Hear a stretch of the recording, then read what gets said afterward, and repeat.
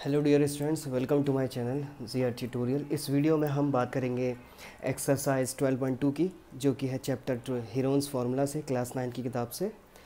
इसमें हमें question number 2 को सॉल्व करना है। इससे पहले मैं क्वेश्चन नंबर 1 को और बाकी की सारी एक्सरसाइज को बहुत अच्छी तरीके से समझाकर बना चुका हूँ। इस प्लेलिस्ट में आप जाकर देख सकते हैं। तो इस क्वेश्चन के अंदर हमें ये क्वाड्रिलेटरल गिवन है, जिसमें ये साइड्स गिवन है। ए बी 3 है, बी सी 4 है, ये सी डी 4 है, डी ए 4 है और ए सी डायगोनल दिया हुआ है जो कि 5 है। और ये सारी वैल्यूज़ जो है सेंटीमीटर्स में है। ठीक है, अब हमें इसका एरिया पता करना है, क्वाड्रिलेटरल का एरिया क्या होगा। ठीक है, तो एरिया निकालने के लिए हमारे पास हीरोन्स फार्मूला है, जो कि है under root S, S minus A, S minus B, S minus C. ठीक है, तो इसमें हमें चार चाहिए होती हैं। तो इसका क्वाड्रिलेटरल जो है ये दो ट्राइंगल में डिवाइडेड है। ठीक है, एक है ए बी सी और दूसरा है ए सी डी। ठीक है, अगर मैं अलग अलग एरिया निकाल दूं ट्राइंगल का, दोनों को ऐड कर दूं, तो फाइनली मुझे पता चल जाएगा कि ए बी सी डी का जो एरिया है वो क्या है। ठीक है, तो मैं पहले पता करता हूँ और ट्राइंगल की बात करता हूँ मैं पहले, ए बी सी ट्राइंगल की। इसके अंदर ए की वैल्यू 3 है, बी की वैल्यू 4 है और सी की वैल्यू, ये कॉमन साइड जो है 5 सेंटीमीटर गिवन दिया हुआ है। ठीक है, और हमें एस चाहिए होता है। एस क्या होता है पता ही होगा, एस जो है पेरीमीटर का हाफ होता है, यानी सेमी पेरीमीटर जिसे कहते हैं। तो पेरीमीटर क्या होता है, पेरीमीटर किसी भी पॉलीगन के लिए, चाहे वो ट्राइंगल हो, क्वाड्रिलेटरल हो, कोई भी हो, कितनी भी साइड्स वाला पॉलीगन हो, तो उसका पेरीमीटर जो होता है वो सम ऑफ ऑल द साइड्स के बराबर होता है पेरीमीटर। ठीक है, तो एस का निकालने का फॉर्मूला होता है A plus B plus C divide by 2। यानी A plus B plus C क्या है, ये ट्राइंगल का साइड्स का सम है, यानी पेरीमीटर है, डिवाइड बाई 2। तो इस तरीके से हमें एस की वैल्यू मिलेगी, जो कि है 3 प्लस 4 प्लस 5 डिवाइड बाई 2। ठीक है, तो ये हो जाएगा 12/6 सेंटीमीटर। तो एस की वैल्यू आ गई है हमारे पास 6 सेंटीमीटर। अब मैं क्या करूँगा, सारी वैल्यूज़ को पुट कर दूँगा। ठीक है, हीरोन्स फार्मूला के अंदर इस तरीके से एरिया मुझे पता चलेगा। तो एरिया जो है ट्राइंगल का ए बी सी, ये हो जाएगा S, S minus A, S minus B, S minus C. ठीक है, ये सारी बातें रूट के अंदर चल रही हैं। और यहाँ पे एस देख सकता हूँ मैं, एस निकाल लिया था मैंने, जो कि 6 सेंटीमीटर था। तो 6 माइनस ए 3, 6 माइनस बी मतलब 4 और 6 माइनस सी मतलब 5। ठीक है, ये सारी बातें रूट के अंदर है। मैं थोड़ा इसको रब कर लेता हूँ, आपने इसको लिख लिया होगा। ठीक है, ये फिगर बना ली होगी। अब इसके अंदर, इसके बाद क्या करते हैं, माइनस करते हैं। 6 माइनस 3 3 हो जाएगा, 6 माइनस 4 2 हो जाएगा और 6 माइनस 5 1 हो जाएगा। ये सारी बातें रूट के अंदर हैं। मैं 6 को एलसीएम के ज़रिए से 2 इंटू 3 लिख सकता हूँ और बाकी की चीज़ें एज इट इज़ लिख लेता हूँ मैं। ठीक है, अब हम क्या करते हैं, रूट के अंदर से पेयर निकालते हैं। पेयर मतलब जिसका पेयर होगा वो 1 टाइम बाहर आएगा, यानी 3 का पेयर है 1 टाइम बाहर आ गया। 2 का पेयर है यहाँ पे, ये 2 ये 2, तो 1 टाइम बाहर आएगा। 1 का रूट 1 ही होता है। ठीक है, तो फाइनली हमारे पास जवाब आ गया 6 स्क्वायर सेंटीमीटर। ये हमारे पास area triangle A B C का आ गया। ठीक है, अब मुझे पता करना है ट्राइंगल ए बी सी का एरिया। मैं किसी अलग जगह पे लिख देता हूँ। ठीक है, जो कि 6 सेंटीमीटर आया है, सेंटीमीटर स्क्वायर, 6 स्क्वायर सेंटीमीटर या सेंटीमीटर स्क्वायर।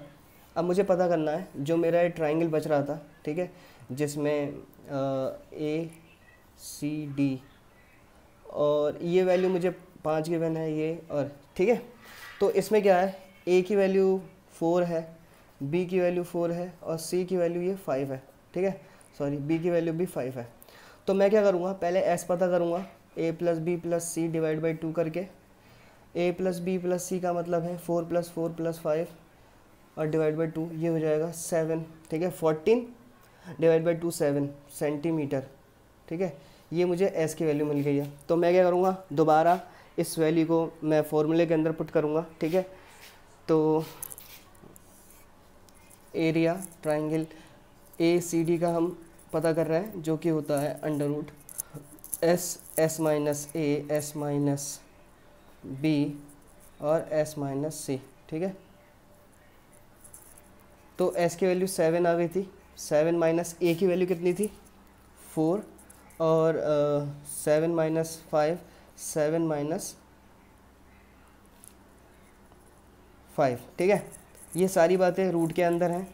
माइनस करूँगा तो 7 - 4 3 होता है, 7 - 5 2 होता है, 7 - 5 2 होता है, ठीक है। अब इसके बाद क्या है, रूट में से पेयर जो होंगे, जो पेयर में होगा उसका एक सिंगल टर्म बाहर निकल के आएगा। जैसे 2 का पेयर है तो बाहर आ जाएगा।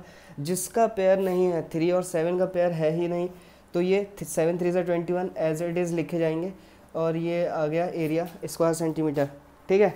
अब मैं अगर देखूं यहाँ पे मुझे एरिया ट्राइंगल का पता चल चुका है, जो कि है कितना 2√21 स्क्वायर सेंटीमीटर, ठीक है। तो फाइनली मैं कह सकता हूँ जो एरिया है क्वाड्रिलेटरल का, एरिया ऑफ क्वाड्रिलेटरल ABCD का, यही तो हमें पता करना था। ये है, दोनों ट्राइंगल को सम कर दें तो हमें पता चल जाएगा एरिया क्या है, ठीक है। तो एरिया ABC का 6 सेंटीमीटर आया था और एरिया इसका आया है 2√21। अब ये तो ऐड हो ही नहीं सकता, ठीक है।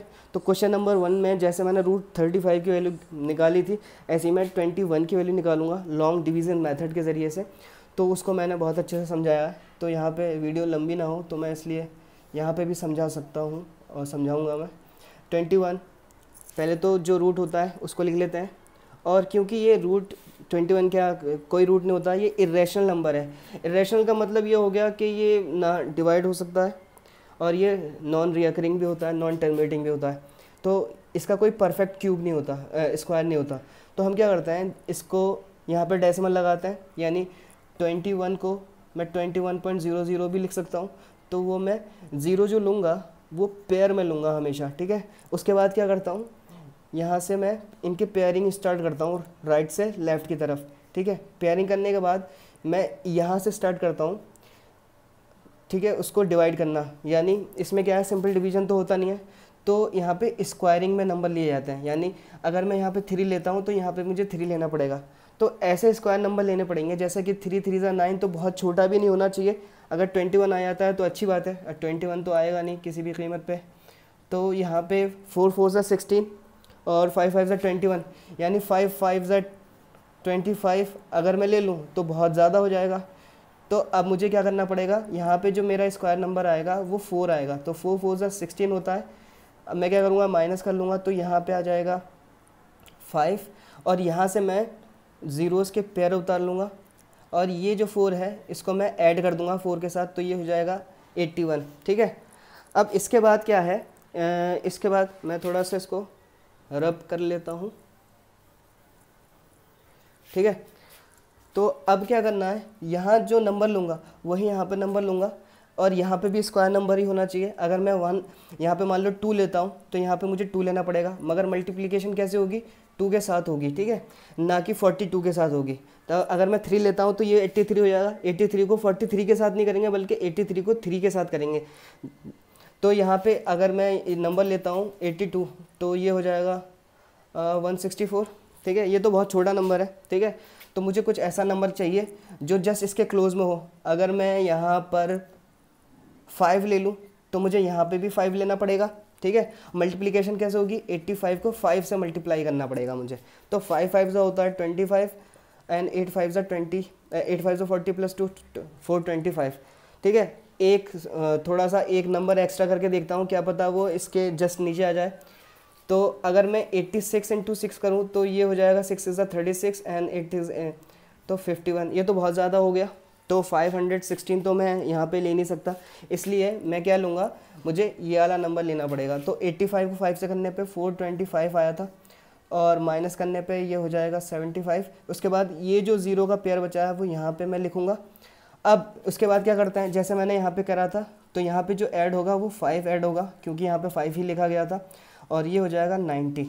अब मैं यहाँ पे वो नंबर लूँगा जो यहाँ पे लेना है, यानी स्क्वायर में। तो अगर मैं यहाँ पे मान लीजिए 901, यहाँ पे 1 ले लेता हूँ, तो मल्टीप्लिकेशन कैसे होगी, 1 से ही मल्टीप्लाई करना होगा, तो ये जाएगा 901। ये तो बहुत छोटा है, तो मैं कोई ऐसा नंबर लेता हूँ जो इसके आसपास हो। 9 8 ज़ा 72, तो 908 लेके देखता हूँ मैं, ठीक है। तो 8 8 ज़ा 64, ठीक है, और 8 9 ज़ा 72, ठीक है। तो ये इसके जस्ट नीचे आ रहा है। तो मैं एक बार थोड़ा सा एक और ले लेता हूँ, यानी 9 लेके देख लेता हूँ मैं, मल्टीप्लिकेशन में देख लेता हूँ। तो ये तो बहुत ज़्यादा हो रहा है, ठीक है, तो ये ले नहीं सकता मैं, तो मुझे कौन सा नंबर लेना पड़ेगा, यहाँ पे लेना पड़ेगा 8, और 8 ही यहाँ पे लेना पड़ेगा क्योंकि स्क्वायर में लिया जाता है नंबर। इसको मैं रब कर देता हूँ फ़िलहाल। तो यहाँ पे मैंने 8 ले लिया, तो यहाँ पे मेरा आ रहा था 7264, माइनस करने पे मेरा आएगा 632, ठीक है। अब क्या है, यहाँ पे छोड़ देंगे क्योंकि हमें अप्रॉक्स लेना है इसका जवाब, अप्रॉक्स में।